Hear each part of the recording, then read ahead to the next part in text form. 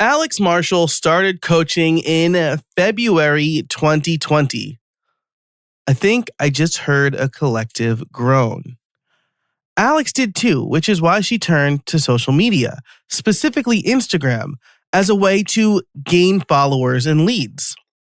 And while most of her leads still come through social media, in the intervening 3 years since she started coaching, she went on a journey that nearly led to burnout and leaving social media altogether. Today, she's back in a way that works best for her, and we'll discuss how you, dear creator, can have a healthy relationship with social media as well. Plus, in the Pro Show, we talk about ChatGPT. It was newly hot when we recorded, and it was fun listening back given where it is today. So I'm really excited for you to hear this episode. Look for these top takeaways. It's easy to put too much pressure on yourself when you feel you need to post every single day. Alex recommends picking one platform, so keep an ear out for that as well. And don't be in an all or nothing mindset. It's okay to miss a day or a couple. Today's episode is brought to you by Text Expander, Groundhog, and LearnDash. You'll hear about them later on in the show. And a quick content warning, there is a bit of salty language in this episode. So if you are listening in public or with the kiddies around, maybe put some headphones in. But that's it. Let's get to the intro and then the interview. Hey everybody, and welcome to How I Built It, the podcast where you get free coaching calls from successful creators. Each week, you get actionable advice on how you can build a better content business to increase revenue and establish yourself as an authority. I'm your host, Joe Casabona. Now let's get to it. All right, I am here with Alex Marshall of Alex Marshall Coaching, owner and CEO. Nutritionist coach is what we were talking about in the pre-show, or at least nutrition coaching is what I wrote down here.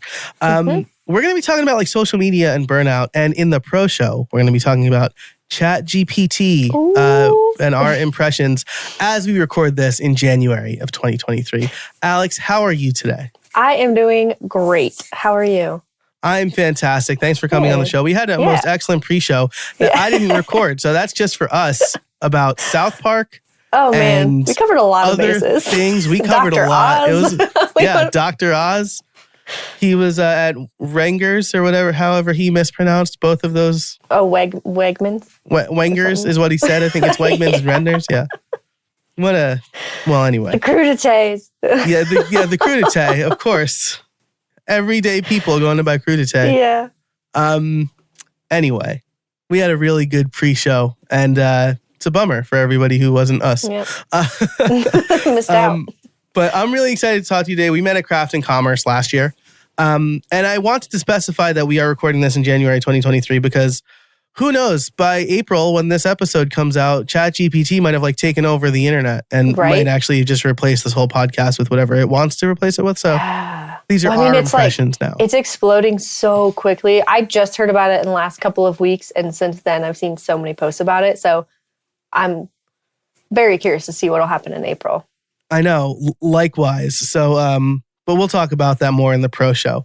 I reached out to you because I thought you were doing a great job on like posting stories on social media and really interesting, engaging content. I'm not your target audience, but I still thought it was like, I just like followed it. Actually, it's after my dogs, Craft and Commerce. Be honest. You like seeing my dogs. I like seeing your dogs. You know, actually, fun fact that longtime listeners will know, I am not an animal person. I know. If you want to hang up right now, it's fine. I mean, I considered it, but yeah. But you have like really good content, and so thank you. And I started following a lot of health people inexplicably, not because like I wanted to get healthy, but just like because I got connected with you and then Shantae, who was a guest on the podcast earlier or later last year, so I just followed a bunch of people, but I really I feel like I engage with your content more than most because it's like very like approachable, you know, like here's some stuff you could buy at Costco, right? Like healthy stuff, or here's alternatives, or like, hey, like you can eat that piece of cake. It's okay. Like, Yeah. Totally. so I really like that. And so when I pitched you on Instagram, social media selling, you pitched the idea of burnout, which I thought was a great idea because we're both in the creator economy. And there's like the conventional wisdom of like post every day and engage every day and be on every platform. Yeah. That's like too much. It's a lot. It's a lot. Yeah. So why don't you tell me kind of your story on that? Like, what were you doing? What social platforms were you on? And when did you realize it was like too much? Yeah, I started coaching in general, this business in February of 2020. Great time. Yeah, perfect. Quit my job, had no income, and then pandemic hit. But great. Yeah, and so it was definitely very overwhelming. I was pretty much only using Instagram at that time to just post daily, not even daily, just life pictures with like, the heavily filtered, like traditional Instagram way back when. Yeah. And so this it was is my brunch. Yeah, exactly. Like here's the sky. Moonlight. Yeah. And so that transition into, hey, this account is now going to be a huge source of like potential income. Like this is how you are going to almost rely on your business surviving. A lot of pressure there. And obviously there's like email and these other platforms, but like social media was, and still kind of is, the tip of the pyramid. Yeah. That's where most of my leads come through and everything. And so I do very much rely on that. And so there's a lot of pressure behind it. And, of course, as a new business owner, some of the first people you follow on Instagram are like, how to grow your business and like how to do social media.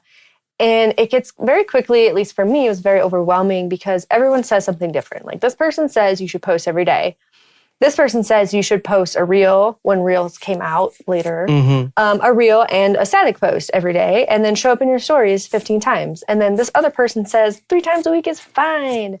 And so it's just like, similarly to the health world that I'm in, this person says carbs are bad. This person says carbs are good, right? And so there's just a lot of conflicting information.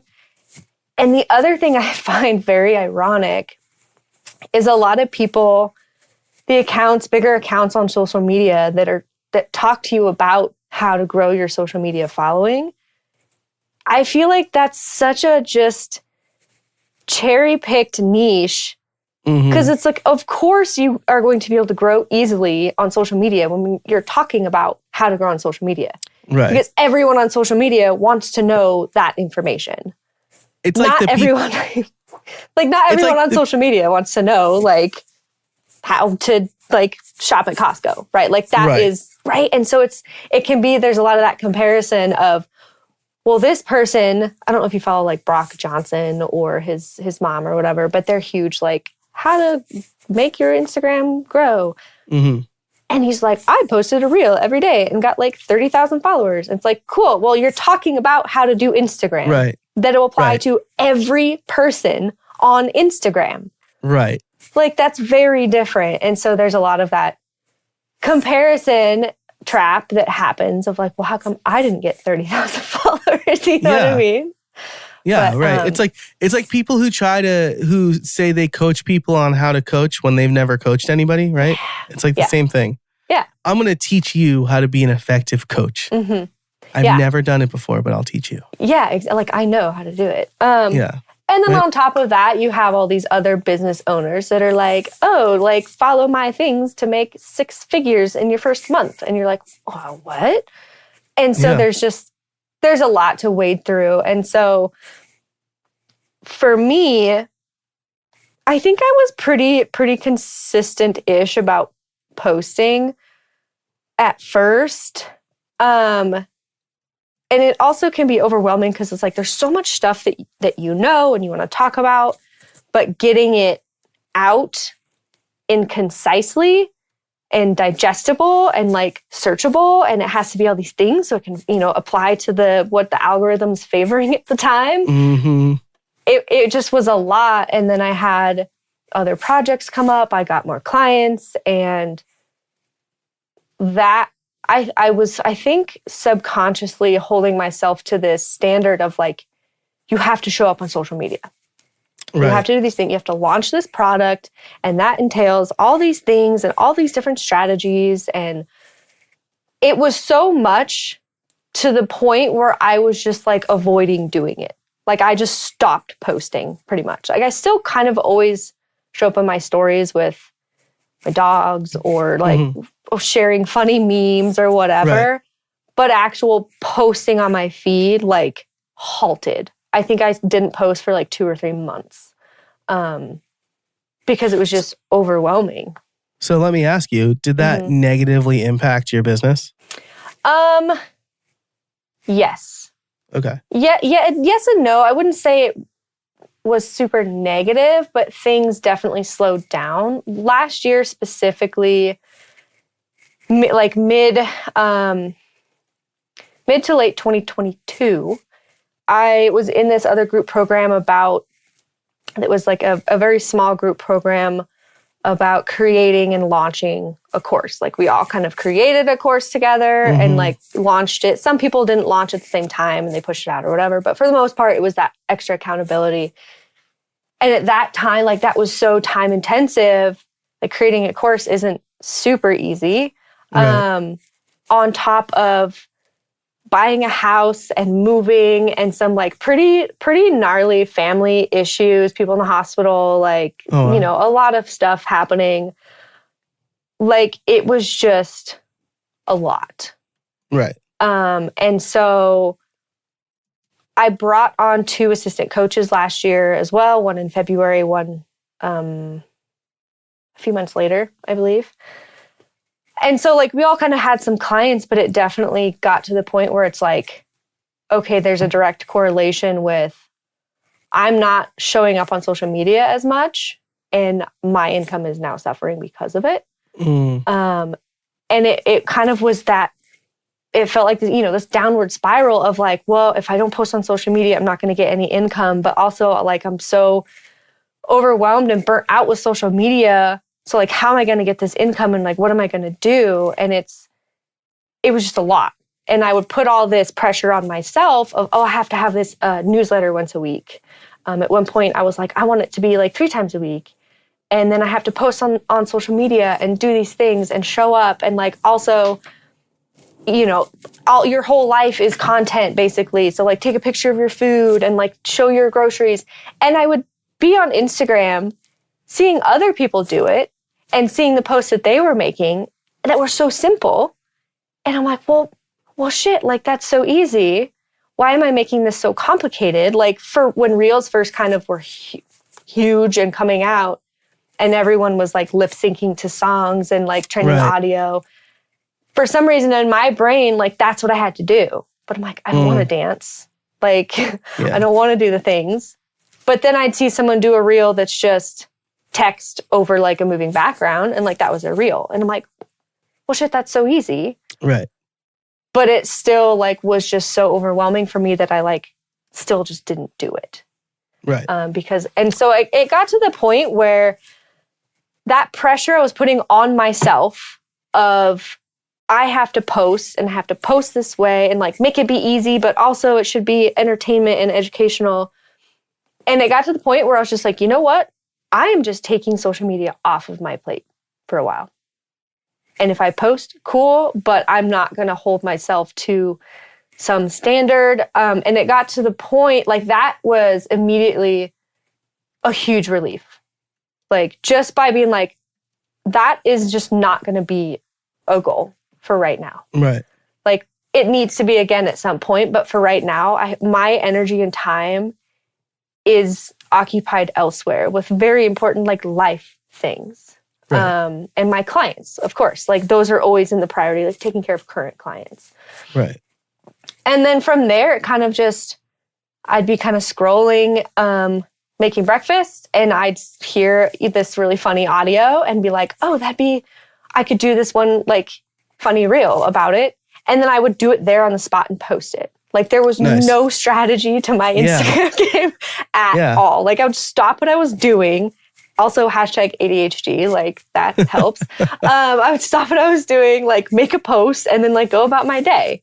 So it kind of, I wish I could say I'm back at this point where I'm like posting all the time and consistent and have this whole strategy, but I'm not, at least in January.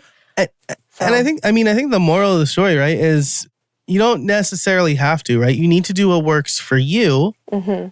Because if it doesn't work for you, then you're not going to do it. And like you said, you're going to put so much pressure on yourself, right? I had multiple guests in 2021 that were like, you got to be on TikTok. And I was like, all right, I got to be on TikTok. So like I would do these cigar walks, right? So every afternoon I would walk because it's healthy. And then I would smoke a cigar to offset that because I don't want to be too much. But then as I finished my cigar, I would sit down in my backyard and I would give a 60-second tip on podcasting. Mm-hmm. And that was like super great for a while until like the day I didn't take a walk. Right. Yeah. And now I'm not. And people are like, well, you got to batch that. And I'm like, so am I going to get like 5 different shirts to wear and then like record 5 different? And that's too much work for me. Yeah. And then people are like, oh, well, you got to do short form video and Twitter and LinkedIn and blah, blah, blah. And I'm like, you know what? Like LinkedIn in January seems to be working for me. Mm-hmm. So I'm going to try LinkedIn for a while. Yeah. And maybe I'll repurpose to Twitter. Instagram is really just for me posting my cocktail concoctions and cigars. Yeah. I love it. It's for all my vices, I guess. Yeah. Follow me for Follow all me the for vices. More tips. Yeah. Go on Amsterdam. I think that's a really good point too about like there's so many different social media platforms. I didn't download TikTok until like mid last year. Mm-hmm. Because I knew it would just suck me in and I was like, I don't need another scroll app. Yeah. My husband had it for a while and a couple times a week we would sit down and he would just show me all the funny videos he had found. Yeah. That's like my friend sends me funny TikToks. Like that. He's that like was my the TikTok. extent. Yeah. Yep. That was the extent of my TikTok usage. I downloaded it solely for the purpose that I saw a video on Instagram and it was that like reading rainbow filter with like the planets and everything and it had their face. Yeah. And I had a really funny idea for that video, but the filter was only on TikTok. So I literally downloaded TikTok solely so I could use that filter. And I do have a TikTok and I've posted some things, but it's like pick one that seems to have the best ROI for you, whether that's LinkedIn, whether that's TikTok, whether that's Facebook, whatever, and go all in on that first and then worry about once you have the bandwidth, like the mental bandwidth to think about like repurposing into other things. And like you mentioned batching content too, and that's a huge tip. And I think for some people, it works.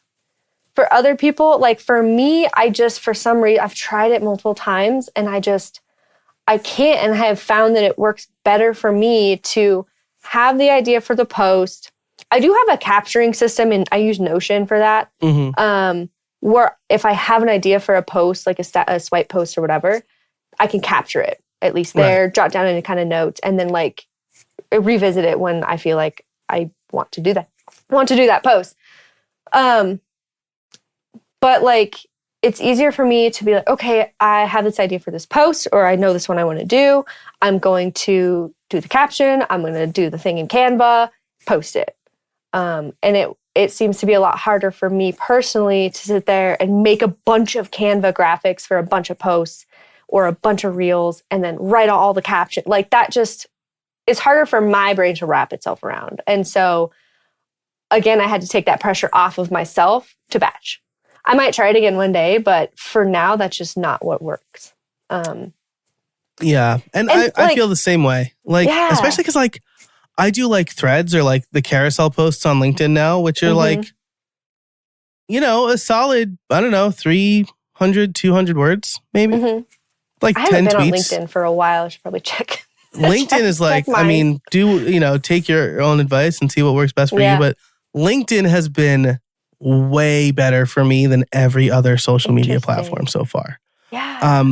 And I think the big thing to remember is figure out where your clients are. Yeah, and absolutely. go there first. Like my clients, I've gotten one client on LinkedIn, I will say that, randomly, like she just happened to message me. I thought it was a spammer at first, so I almost didn't respond. Yeah. But like my clients aren't really on LinkedIn. They're on Instagram. And so like that's where I tend to, and Facebook for the most part too, a Facebook group that I'm in. And so that's where I don't put pressure on myself to do TikTok. I can probably find some leads on TikTok if I really tried, but I don't have the space for it right now. So it's just my zone out app for the time being. Yeah, but, absolutely. And I agree wholeheartedly there. Batching doesn't really, cause it takes a lot of energy for me to do one post. Yeah. And like, I have other stuff to do. Yeah. I do follow a couple people that are open about like their strategy with batching, and like that's just all they do in one day. Like they give themselves a whole, like they'll do some admin type stuff too, but for the most part, it's like that day is the Canva creation day. The next day she'll go in and add all the captions or, that kind of stuff. Mm-hmm. But, and I've noticed too, cause you mentioned like, oh, am I supposed to change shirts and stuff like that? She does not. Like if you can go through her thread and see like these definitely were recorded on the same day at the same time. Oh, but it's as the consumer, I don't care. Right. Who cares? Like at all. And so like, catching yourself in that where it's like, we can care, but do the people consuming the content know or notice or care? Right. And having that. If they notice, it means they're watching all your videos, right? Maybe that's a good thing. Yeah. Right. Yeah. And so it's like, it was interesting and kind of, flattering for me too at the beginning when you were like, oh, like your content, like you seem like you've got it all together and you're doing the things. And it's a good kind of reality check for me because I'm all up in my head about like, I'm not posting enough. I'm not like, it's coming, like people can tell that I'm not posting enough or consistently. But you, the consumer, are like, hey, I love your shit. And I'm like, oh, I guess it's not as big as I thought, I guess. This episode is brought to you by TextExpander. Look, one of the best things you can do for yourself as a creator is become more efficient, and TextExpander is one of the best ways to do that. What could you do with more hours every month? Repetitive typing, little mistakes, searching for answers, they're all taking precious time away from you and your ability to create great content. With TextExpander, you can take that time back. I use TextExpander every single day for full emails that I send to sponsors and potential sponsors, affiliate links, common social media responses, and even podcast editing instructions for my team. On average, it saves me 34 hours per year just in typing. That doesn't include looking for resources or finding that one email I wrote that one time so I can reuse it. Here's how it works. Drop your commonly used content into a TextExpander snippet and give it an abbreviation. Then type that abbreviation and your content expands wherever you type.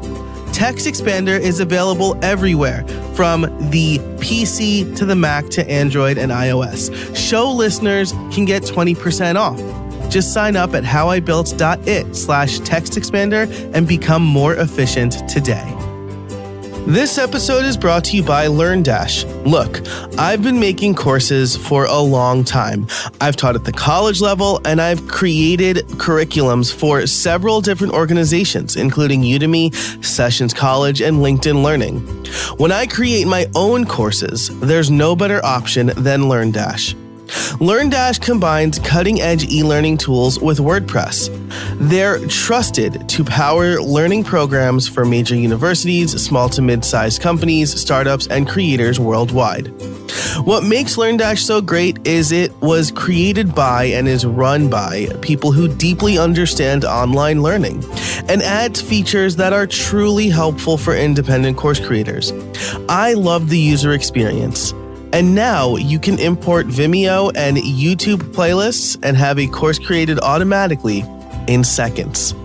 I trust LearnDash to run my courses and membership, and you should too.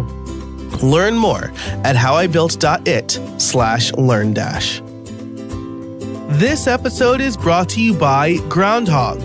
Groundhog is an open source CRM and marketing automation suite for serious agencies, small businesses, content creators, e-commerce experts, and WordPress professionals. Groundhog allows you to create funnels, automate email and SMS communications, and manage your contacts from the comfort of your WordPress dashboard. Unlike other SaaS CRM platforms, Groundhog does not charge you a success tax. Groundhog charges a flat rate fee, regardless of the size of your list. Groundhog will never charge you more as your list grows. It also integrates with all of the top WordPress e-commerce, LMS, and membership plugins to create a unified customer experience. Start now with a 14-day demo for $1. Go to howibuilt.it/groundhog. That's howibuilt.it/GROUNDHOGG. Or use the code HowIBuiltIt for 20% off your first year of any plan. Thanks so much to Groundhog for sponsoring this episode of How I Built It.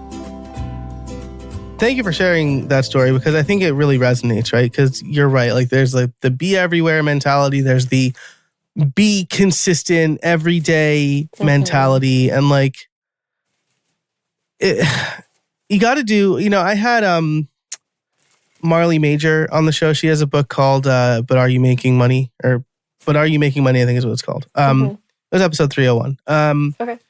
And she talks about like, do the things that make you money. Like me posting on Twitter has one time it built my mailing list by like 40 people. So like, great. Some of those people became customers. But like the thing that works for me is like webinar pitch at the end or guest presentation pitch at the end. Yeah. And like LinkedIn seems to be making good connections with me. So like those are the things that I'll keep doing. Like you said, I don't know that people who are serious about turning their podcast into a business are on Instagram or on TikTok. Right. But on LinkedIn, where there are a bunch of marketing people and they know that podcasting is growing, that's probably where my people are. Yeah. Yeah. And I don't, I think his name is Kay. He spoke it. He was one of the main speakers at Captain Commerce. He. Yes. He, I think. Yeah. Yeah. I loved his talk about like the 10K work or whatever. Yes. Where it's like, what are the things? And I've heard this from other business coaches said different ways, like do the things that are going to move the needle. And it's that same type of thing about like, where are you getting the best ROI for your actions? Like for me, the newsletters, not really. So I put them to the back burner a little bit. And it's like, I know people, the Instagram content is where a lot of, like, I'll have people on discovery calls that I have with potential clients that are like, I loved your post on like blah, blah, blah from like 2 months ago. And I'm like, oh, I forgot about that one, right? Like I did a post on Noom that is consistently, I just reposted it, which that's the other thing, like repurpose your shit. Like, yeah. Even if you posted it last year, like I literally just went through, changed the graphics and the branding to match current stuff, paste it, copy pasted the entire caption, maybe changed a couple things, changed the call to action, and reposted it. And it, again, took off, like, and did really well. And so that was a huge one for me too, where it's like, just repost it. People don't care because you're always getting new people into your audience that probably didn't scroll back that far. Right. And that's the same thing with newsletters too. Like I worry about like sending the same thing too many times in a newsletter and I'm like getting new people. Yeah. I sent this 6 months ago. People probably forgot or need to hear it again. When you think about like open rates, I mean, if you have a 30% open rate, maybe someone in the 70% didn't see it the first time. Right. And same thing with like your Instagram stories. I have like 2,100 followers at this time. I think I'm lucky to go over 200 people on my story views. Right. And so it's like, you can feel like you're repetitive and posting about this thing you're launching every day, but like 9/10 of the people in your audience didn't see it yesterday. And so maybe like 5 extra people will see it today or something, right? So it's just that kind of stuff where it's like calling you on your own your own beliefs. And the same type of thing I do with clients, wading through all this nutrition advice, like well, there's 75 hard and there's all these things. Figure out the aspects, like try not to be in this all or nothing mindset where it's like you either have to post every day or I just don't post at all. Because that's where I was at. It's like, right. I feel like I can't post every day, and so I'm just going to shut down and not post at all. But it's finding that middle ground. It's saying, okay, I like what this person says about posting and that frequency. I don't like how they say it needs to be like every day. I like what this person says about this part of batching, but not so like, and so it's like pick out the things that apply to you, the individual, and what works for you. Because the other thing to remember too is that Instagram growth account, that's their job. Right. Like they, a lot of times with my clients, they compare themselves to this other influencer about health and fitness. And it's like, that person doesn't have kids. Right. This is their job. Right. Like, and you have 3 children, you have 2 jobs, like, and you have a husband or a spouse to feed, basically. Right. Yeah. Like, to be present for. Totally different circumstances. And it's not fair to compare yourself there. So it's like the person that's telling you to post on Instagram every day, that's their job, is to post on Instagram every day. Right. Like, there's a lot of people that this social media thing maybe is a side gig. And like, they don't have the bandwidth to post every day. And so there's a lot of that. I think that comes up, and just having that awareness to like take a step back and really think about like, where is this pressure and belief coming from? Am I putting this pressure on myself, or is this a legitimate, like, if I don't do this, something bad will actually happen? Or is that just a story that your brain has come up with that you're believing now? Right. I love that. Because it's what it is. That was too many ises. I'm really sorry. What it is. People are saying this works for me, therefore it will absolutely work for you. Which never works in any context. Yeah. Ever. The first business I started out of college, I was like in this business incubator. And so I got to meet with all the established businesses. And one guy I met with said, if you want to be successful, you need to wear a suit every day. And I'm like, what year is it? Like, I wore a sweatsuit the next day. Yeah, I love it. Here's a suit. It's a suit. It's in the name. I need to be comfortable. I'm not meeting with the president. Yeah. And then the next guy I met with was like, you just got to bang on the phones like all day and all night and call people. And I'm like, are you aware that email exists? Like, are you aware that exists today? It's a thing, yeah. It's like the great. thing that worked for you in 1980 is not going to work for me today in 2010, right? Yeah. Like, so just do the thing that works best for you. Like, this is the takeaway, right? Mm-hmm. I have one more soapbox thing. Oh yeah, go ahead. Just gonna say, like, set your own expectations and make sure they're realistic for you and your circumstances.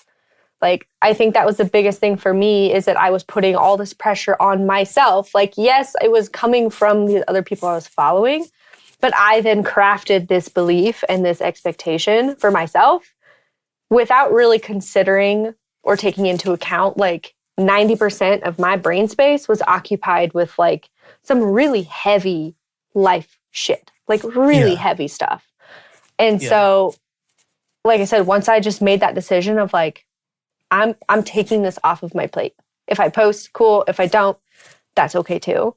I like immediately felt this wave of like, okay, I can breathe a little bit.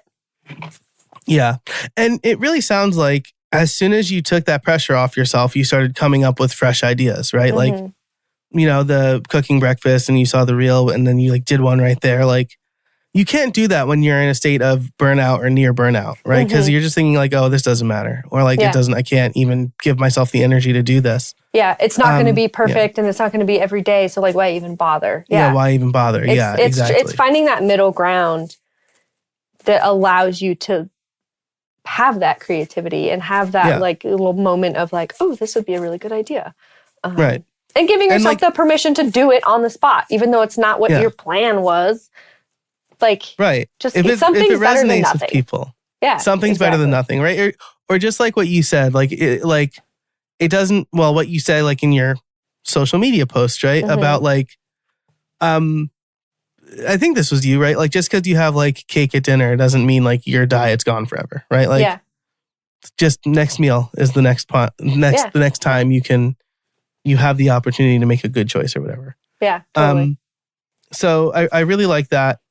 Set your own expectations and make sure they work for you and your circumstances. And serve your audience, right? Like if you manage those expectations, your audience is not going to care. Like I said, can I tell you, I video bombed my YouTube channel the other day. Mm-hmm. I uploaded a bunch of videos in 2 weeks prior. They're all my old courses that I'm no longer selling. And I purposely waited 2 weeks so that they wouldn't show up on the subscriber tab. Mm-hmm. So like I had them unlisted and then I made them public. And that's what triggers listing on the subscriber tab. So anybody who is subscribed to me on YouTube saw like 40 videos Oh, wow. without thumbnails, just like frames from the video. And I was like, oh, I'm really sorry. But you know what? Like most people were like, hey, glad to see you're back on YouTube. Yeah. Like, they don't care. That's the thing. I got like 10 unsubscribes, but those are probably people who forgot I existed. Yeah. And they're like, oh, I don't care about this guy anymore. Like, yeah. Or bots. Like, I don't know if there's or a lot bots. of Yeah, bots exactly. on YouTube, but so the other thing too, really quick, is like, again, with those expectations, well, and I've seen this from other people too that have much larger audiences on Instagram, but you can do polls, right, in your Instagram stories. And I asked my people, I was like, do you guys prefer reels? Like the really short reels? Or do you prefer the longer educational reels? Or do you prefer like a swipe post with a really long caption or swipe post with really, like an overwhelming majority said they like the swipe post with a really short caption. So that in and of itself, it's like, where it's frustrating because Instagram's obviously pushing reels. They're trying to be TikTok, right? So that's what they will push out. But my audience likes the static posts. And so that took some pressure off of me. I made that decision of like, okay, well, I'm not really going to pressure myself to make reels then because I want to cater to my specific audience. And this is what they said they like. Yeah. So that was helpful. And then the other thing again about those static posts, I can get really in my head about like, I have to make it pretty and have all these graphics and it has to like have all these things. And then I'll see someone else where it's literally just their posts are a solid color background with white text on it. And that's it. Right. And they do phenomenally well. Yeah. And so, or the tweet, the post that just look like a tweet. Where That's it's like, me. how That's am my like post. Yeah. where am I overcomplicating and putting this pressure on myself to show up a certain way when like it really doesn't matter. Yeah. Like there might be 2 or 3 people that are like, I loved the really pretty graphic ones, but for the most part, they care about like what's actually in the post. Right. And if they're actual learning content. something. Like it doesn't give a like who cares if it's got pretty backgrounds or a freaking if black and white. Like literally no. Look at Craigslist. Craigslist is still one of the most popular websites on the internet and it still looks like it did in 1998. Seriously. Yep. So like exactly. Yeah. Same thing with Twitter too. Like that hasn't really, I mean, I'm not on Twitter, but it hasn't really changed. Like it's still just like text. Yeah. Maybe it's a just, picture. yeah. There's some pictures now, right? Yeah. But like, exactly. Well, we're coming up on time and I want to ask you 2 questions to close things out. The first is, you said you get a lot of leads from social media. What does that look like? Do people like slide into your DMs and you schedule a call? Do you like, how does that usually work? It kind of varies. Sometimes on Facebook in that group that I'm in, I have like full permission to solicit my services, which is very nice. And so we can do that, drop links in there. Otherwise, I have like the link in my bio thing, the link tree. And sometimes people like I don't hear from them. And I'll just like get an email that they applied for something. Nice. Like, oh, okay, cool. Other times they'll send me a message and be like, hey, like, what's up with this package or how can I work with you or whatever. I will say too, yesterday I was out running some errands and I went to a smoothie shop and they had a little like business card holder thing there. And I was like, I have some business cards with me. So I dropped them in there.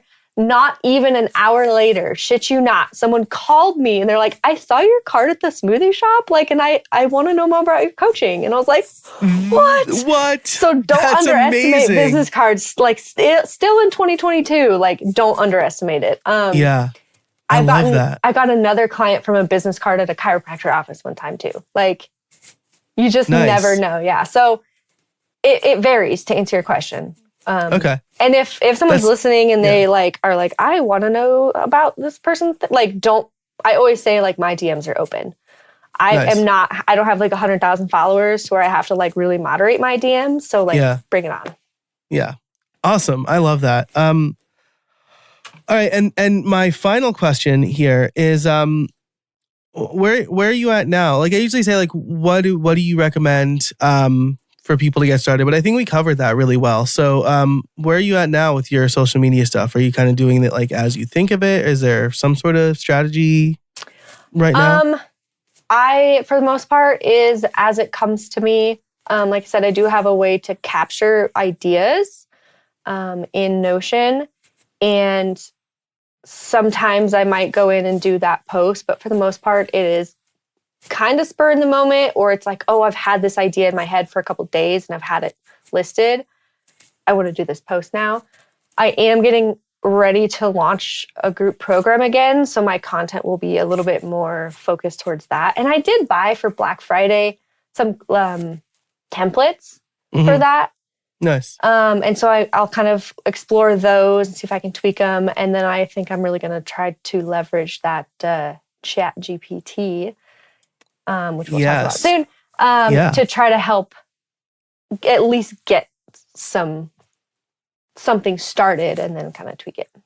So awesome. Yeah. Love that. I'll share one tip that's working for me right now is I'm in like a little co-working meeting every morning at 8:30 Eastern time. And we all just kind of like work on a LinkedIn post like right there. Like we just kind of do it in the morning and that's how we start our day.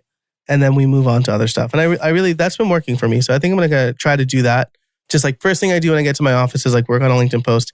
It's out of the way. And then it's whatever. Yeah, I like that. I've tried to do that kind of like body doubling, co-working. We've talked about it with my coaches and it's, we've tried. We did one and we just ended up like bullshitting most of the time. So actually, luckily there's somebody in our group who like keeps me in line because it's definitely like Joe's the problem here. Like, the Taylor Swift song. Hi. Yeah, exactly. Hi, it's me. I'm the problem. It's me. Yeah. I love awesome. Well, Alex, this has been amazing. If people want to learn more about you, especially your coaching services, where can they find more? Best place to just go through and like totally stock all the things is definitely Instagram. That's where I post most of the things. It's Alex N. Marshall. N is in Nicole. And you'll probably link it in show notes and whatnot too. Yeah.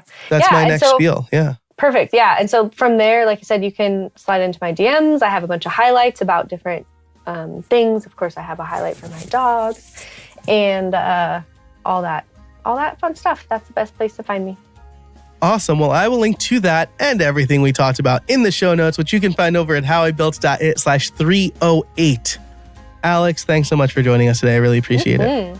Yeah, thanks for having me. And thank you for listening. Thanks to this week's sponsors. They are Gap Scout, Groundhog, and LearnDash. If you want to hear how Alex and I are using Chat GPT, you can sign up for How I Built It Pro over at howibuilt.it/pro. That's it. howibuilt.it/pro. It's $5 a month. That's less than the coffee I paid for at the coffee shop today. So check it out. Good content, ad-free. And until next time, get out there and build something.